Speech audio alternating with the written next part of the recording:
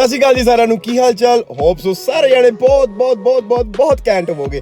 Sorry ਥੋੜੀ lighting ਦੀ problem ਆ ਰਹੀ ਹੈ ਬਿਕੋਜ਼ ਅੱਜ ਮੇਰੇ ਕੋਲ ਕੈਮਰਾ ਨਹੀਂ ਹੈਗਾ, ਮੈਂ ਫੋਨ ਤੋਂ ਰਿਕਾਰਡ ਕਰ ਰਿਹਾ। ਕੋਈ ਚੱਕਰ ਨਹੀਂ, ਹੁਣ ਤੇ ਫੋਨ ਵੀ ਨੈਕਸਟ ਲੈਵਲ। ਹੁਣ ਤੁਹਾਨੂੰ ਮੈਂ ਦੱਸਦਾ ਇਸ ਵੀਡੀਓ ਦੇ ਵਿੱਚ ਕਿ ਇਹ ਵੀਡੀਓ ਕਾਦੇ ਬਾਰੇ ਆ। ਤੁਸੀਂ ਥੰਬਨੇਲ ਦੇਖ ਲਿਆ ਹੋਵੇਗਾ, ਤੁਸੀਂ ਪੜ੍ਹ ਲਿਆ ਹੋਵੇਗਾ ਫੋਨ ਕਾਦੇ ਬਾਰੇ ਆ। ਸੋ ਬਟ ਮੇਰਾ ਦੱਸਣਾ ਜ਼ਰੂਰੀ ਹੈ।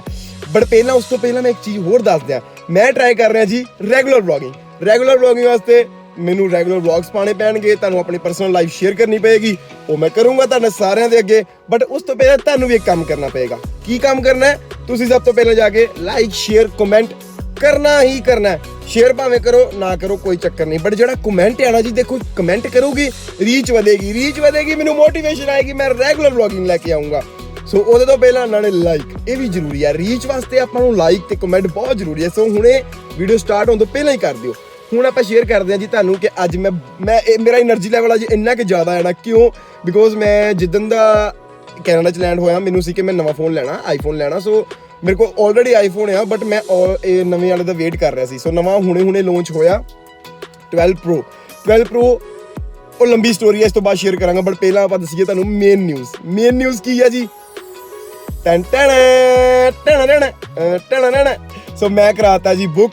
ਕਿਹੜਾ? 12 Pro Max 128GB Pacific blue, right? ਯਾ।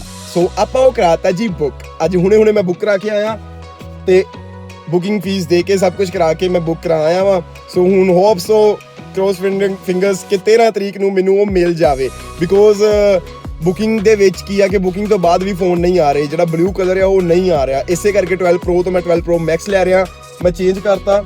ਹੁਣੇ ਮੈਂ ਤੁਹਾਨੂੰ ਇਸ ਤੋਂ ਬਾਅਦ ਤੁਸੀਂ ਥੋੜੀ ਜਿਹੀ ਝਲਕ ਦੇਖੋਗੇ 12 Pro Max ਦੀ, ਮੈਂ ਜਿਹੜੀ ਇਸ ਵੀਡੀਓ ਦੇ ਵਿੱਚ ਪਾਊਂਗਾ। ਉਸ ਤੋਂ ਬਾਅਦ ਮੈਂ ਤੁਹਾਨੂੰ ਦੱਸੂਗਾ ਕਿ 12 Pro ਬਾਰੇ ਕੀ ਪੰਗਾ ਪਿਆ, ਕਿਉਂ 12 Pro ਨਹੀਂ ਲਿੱਤਾ, ਕਿਉਂ Max ਲੈ ਰਿਹਾ, ਉਹ ਵੀ ਦੱਸੂਗਾ। ਜਿਨ੍ਹਾਂ ਨੇ ਇੰਸਟਾਗ੍ਰਾਮ ਤੇ ਫੋਲੋ ਨਹੀਂ ਕੀਤਾ, ਇੰਸਟਾਗ੍ਰਾਮ ਤੇ ਵੀ ਫੋਲੋ ਕਰ ਲਓ। ਬਾਕੀ ਯਾਰ ਪਲੀਜ਼ ਕਮੈਂਟ ਤੇ ਲਾਈਕ ਜ਼ਰੂਰ ਕਰਕੇ ਜਾਇਓ, ਭਾਵੇਂ ਗਾਲ ਨਹੀਂ ਕੱਢਣੀ। ਸੋ ਜੋ ਕਰਨਾ ਕਰਨੋ, ਬਟ ਪਲੀਜ਼ ਵੀਡੀਓ ਨੂੰ ਇੰਜੋਏ ਜ਼ਰੂਰ ਕਰੋ।